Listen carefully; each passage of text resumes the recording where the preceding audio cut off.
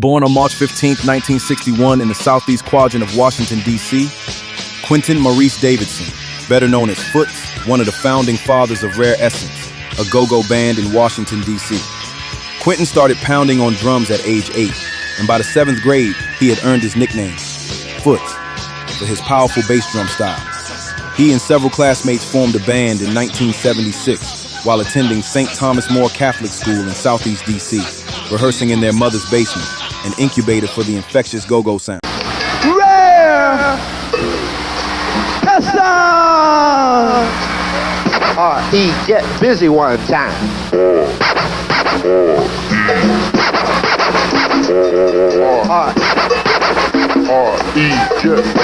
He get busy one time. Footz family played a major role in the success of Rare Essence.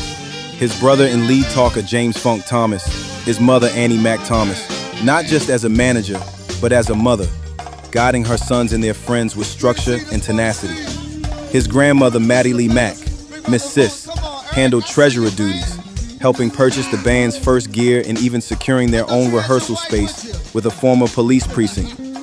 Annie Mac Thomas earned the nickname Miss Mac for her disciplined, business-savvy approach, fine-tuning punctuality, enforcing band outfits, and even negotiating club contracts, all from the band jamming in her basement on Xenia Street Southeast. Awesome! And now, hold your head back! Hold your head back! Lean it to the side! Lean it to the side! Say, get it! I'm gonna buy! Say, fine! Just hold your head back! Hold your head back! Then close your eyes! Close your eyes! Hey, fellas! Yeah!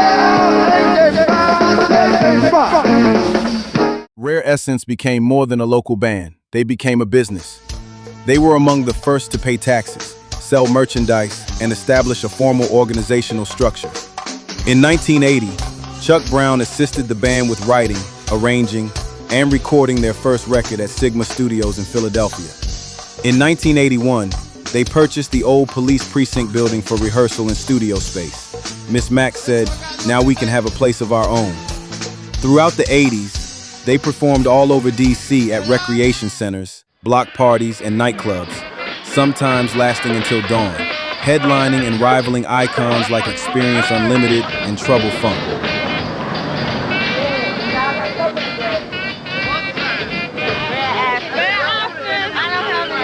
I eat my favorite bang. Can't you check out my red and my white because I'm out of sight?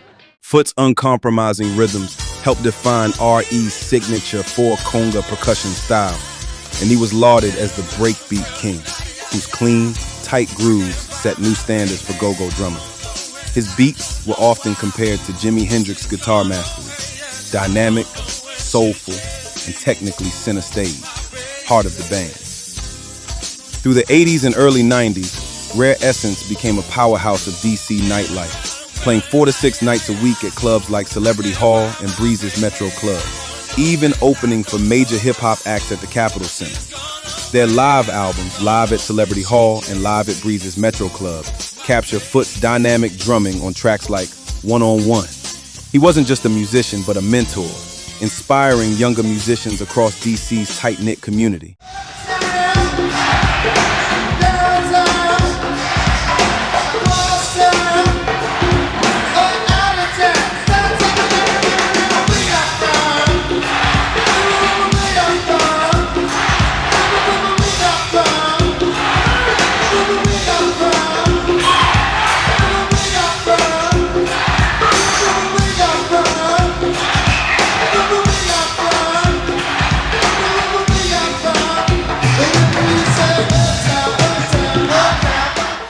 Rare Essence soon became the wickedest band alive during the late 1980s into the 1990s, a period that defined the rise of go-go music's identity in Washington, especially after their electrifying performance on Go-Go Live at the Capitol Center in 1987. Foot's presence on stage was magnetic, driving both the band and the crowd with raw energy, and helped anchor classics like Lock It and Work the Walls, which was featured on the Strictly Business film soundtrack. The band's most successful single, Work the Walls, reached number 68 in the US Billboard R&B chart, with both videos being played on BET in the box. After a performance at the Apollo Theater in New York, Andre Harrell, the president of Uptown Records, signed Essence through Sean Combs, but wanted a more hip-hop version of the band, which would later lead to their departure from the label late in 1993. You know this one's kind of bumpy like a monk. Stupid as a donkey, I'm addicted like a jump. Hey, hey, so I go again, here I go again. Do the show again, do the show again. Stop.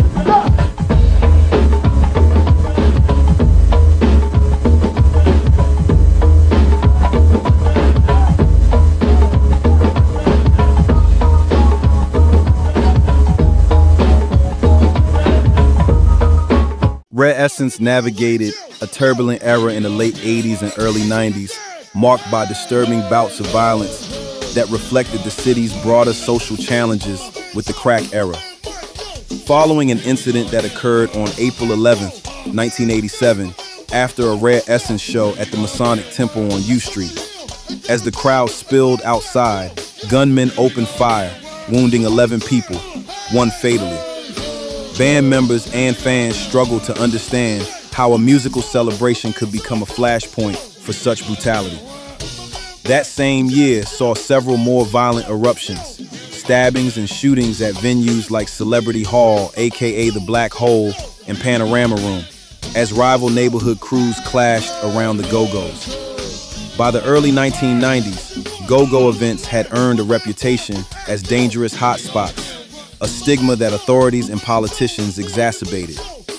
Inside the Go-Go's, the energy remained unforgettable. High-temperature venues, non-stop percussion, and crowds dancing for hours. But outside, fans risked violence walking home, waiting on street corners, or running into old rivalries. Fights were common, maybe because of the camera, or simple provocations, someone stepping on a foot, or dancing with the wrong person. Members in the band made it clear that they are not responsible for the violence, and they don't promote violence in their music.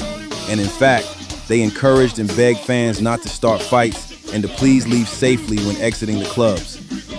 In 1994, the band faced more challenges after the legendary pool parties made national headlines and news channels. Glendenning has ordered all concerts stopped, the officers investigated. But the I-Team has uncovered evidence that what happened in Prince George's County was not an isolated incident, with bootleg tapes of the concert becoming the hottest thing to hit the streets. Using hidden cameras, the I-Team bought the tapes you've just seen on what has become a thriving black market. A market that ignores one simple fact, that what some are calling a concert, others are calling criminal. For the I-Team, I'm Del Walters. Now, if you're offended, you're not alone.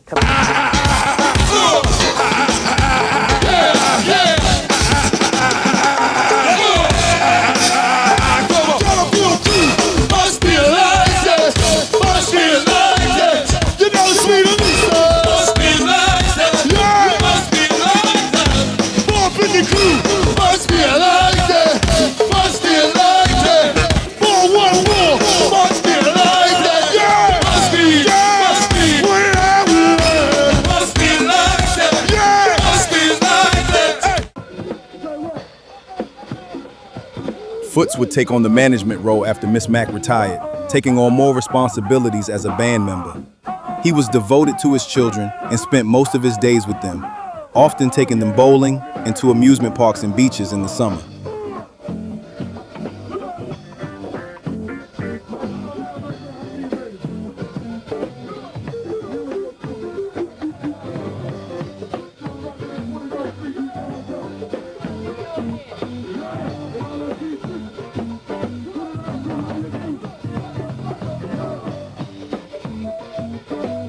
The drummer, who worked as a computer technician in the band's early years, also was able to dabble in several small businesses, including the Mac Attack Arcade at the corner of 7th Street and Florida Avenue Northwest, the same location in 2019 where the Don't Mute DC movement began, for go-go music being played from speakers outside.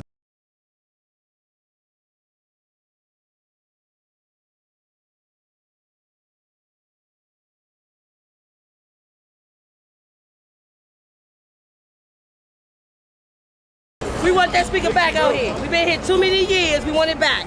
The music that has blasted outside the phone store at the busy corner of 7th and Florida for 25 years is now turned down to almost inaudible. This is it. Gentrification is cultural genocide. The store's owner blames a threatened lawsuit by a resident of a new condo building nearby. The go-go apparently more irritating to the folks moving in than the neighborhood's general cacophony. As Footz and Rare Essence' success would continue to grow, it would spark envy and jealousy to a small group of men who, in June 1994, would attempt to rob him. He had been abducted from his home in Clinton, Maryland, by 3 men who approached him on his driveway, forced him at gunpoint into their car, handcuffed and blindfolded him. The men repeatedly demanded that he give up the band's receipts from a previous concert. He told his kidnappers that he did not have the money, and the men eventually returned him unharmed to his home.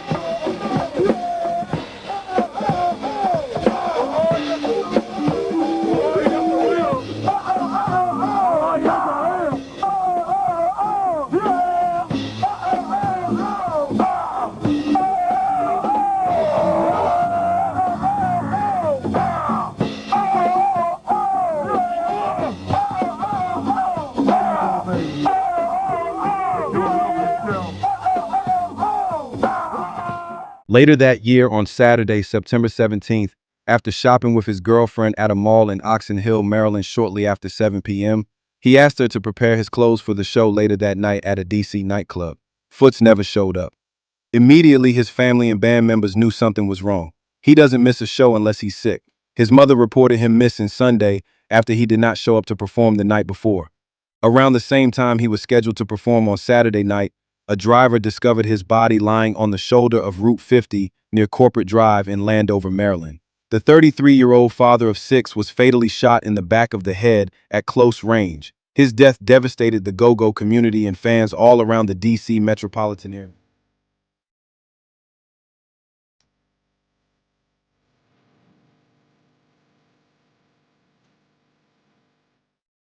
Put your hands in the air, yo. Let's do it for Footz. Jump around a little bit in DC. Put your hands in the air, yo. Let's